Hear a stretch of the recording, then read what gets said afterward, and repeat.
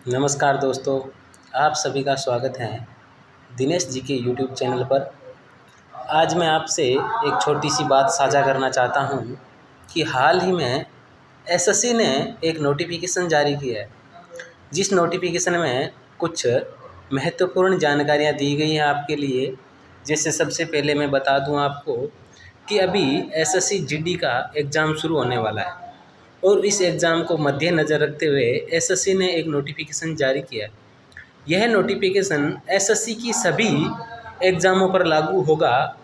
इस नोटिफिकेशन में लिखा है कि जब आप एग्ज़ाम दोगे तो पहले एक आरंभिक आंसर की जारी की जाएगी, यानी कि अंदाजे के आधार पर, जो कि ऑफिशियल नहीं होगी। इस आंसर की के माध्यम से आप अपने जितने भी प्रश्न करके आए हो उनका मूल्यांकन करेंगे। यदि आपको लगेगा कि इसमें कोई क्वेश्चन गलत है या उसका उत्तर अलग है तो आपको उस पर आपत्ति दर्ज करने का मौका मिलेगा। आप जितने चाहें उतने ऑब्जेक्शन लगा सकते हैं, पर मेरा मानना यही है कि 100 ऑब्जेक्शन लगाने से अच्छा है जो प्रश्न गलत हैं उसी पर ऑब्जेक्शन लगाएं। सबसे पहली बात एसएससी ने रखी है कि ऑब्जेक्शन हर मान्य नहीं होगा, वही ऑब्जेक्शन मान्य होगा जिसका प्रमुख या ठोस कारण होगा। अब बात करते हैं एसएससी ने क्या क्या बातें दी हैं। सबसे पहले एसएससी ने कहा है कि ऑब्जेक्शन में जो उत्तर गलत पाया गया उसे प्रश्न को सही करके उसके सभी को नंबर दिए जाएंगे।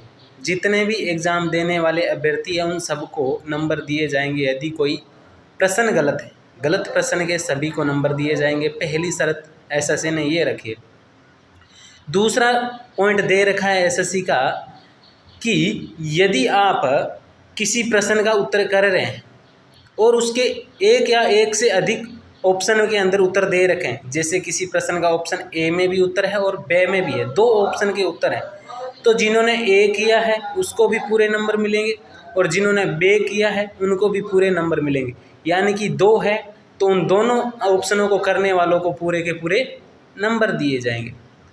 तीसरा बात यह है कि यदि किसी का भाषा से संबंधित है, जैसे हिंदी वालों को हिंदी, इंग्लिश वालों को इंग्लिश, मतलब जो भी भाषा से जिसने एग्ज़ाम दिया है, अगर उस भाषा से संबंधित कोई क्वेश्चन है तो उस भाषा से जितने भी अभ्यर्थी एग्ज़ाम दे रहे हैं उन सारों को पूरे नंबर दिए जाएंगे।